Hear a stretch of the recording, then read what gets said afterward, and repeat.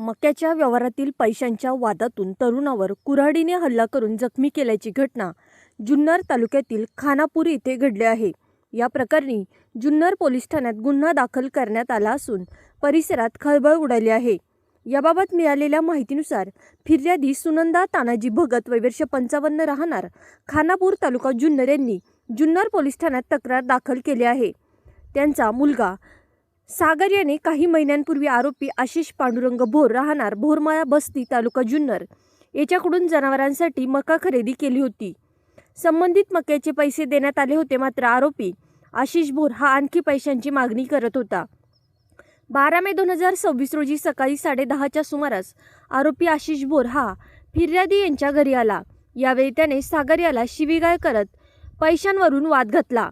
वाद विकोपाला गेल्यानंतर आरोपीने सागर याच्याशी झटापट केली।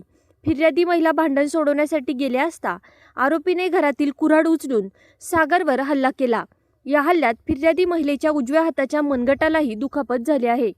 तसेच आरोपीने सागर यांच्या गळ्यातील सोन्याची चेन ओढून घेतल्याचा आरोप तक्रारीत करण्यात आला आहे। जखमींना उपचारासाठी रुग्णालयात दाखल करण्यात आले असून या प्रकरणी भारतीय न्याय संहिता 2023 अंतर्गत कलम 333, 118(1), 352 व 119(1) अन्वये गुन्हा दाखल करण्यात आला आहे। पुढील तपास जुन्नर पोलीस करत आहे।